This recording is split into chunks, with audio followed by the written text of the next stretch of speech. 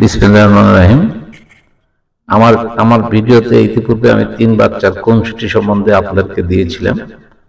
আমরা সেই 3 বাচ্চা নিয়ে আপনাদের সাথে আমার পরবর্তী ভিডিওটা আপলোড করছি। দেখুন, একজন মা একজন বস্তার বসিয়ে আছে, সেখানে দেখেন 3টা বাচ্চাকে তাদের দুগ্ধ পান করাচ্ছে।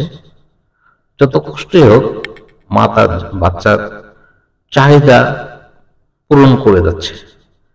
এবং নারী ছিঁড়া একজন মা যখন তার নারী ছিঁড়া সন্তানদের প্রসব করে, তারপরে তাদেরকে লালন পালন, হাড় ভাঙা পরিশ্রমের মাধ্যম দিয়ে শীত গ্রীষ্ম সবকিছুকে উপেক্ষা করে তার বাচ্চাদের লালন করতে থাকে।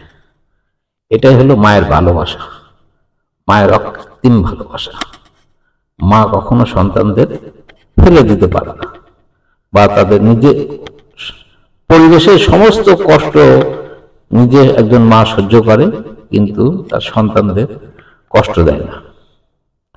তা না হলে একজন মা কি করে বস্তার উপর শুয়ে থাকার পরও বাচ্চাদের চাহিদা দুগ্ধ পান করে যাচ্ছে, এবং বাচ্চারা নির্বিঘ্নে তার দুগ্ধ পান করে যাচ্ছে। যার জন্য মা পৃথিবীতে মার উপরে কোনো স্থান কারো হয় না।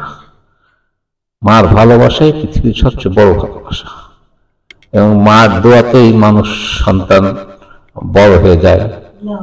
এই যে মায়ের এত কষ্ট করে, তারপরে কিন্তু দেখেন সন্তানদের ফেলে